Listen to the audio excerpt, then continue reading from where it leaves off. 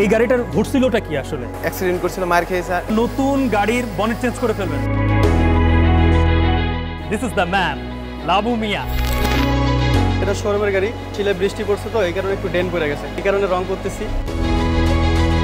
এই ড্রেসআপে কি আসলে পেইন্ট করেন? না ভাইয়া, আমি সারাদিন হলো জমিদারের মতো ঘুরি, রাত হলো এটা যে ভিতরে যা রং করি আর কি। কোনো ক্লায়েন্ট বলতে পারবো না যে আমি লাবুদা পেন্টার কালার মিলানো ছাড়া গাড়ি ডেলিভারি দিয়েছি। লাইটটা যখন সরাসরি এই জায়গাটাতে পড়বে তখন দেখা যাবে এই জায়গাটা গ্রিন, আস্তে আস্তে লাইটটা যখন চলে যাবে তখন সে ব্লু হতে হতে ব্ল্যাক হয়ে যাবে।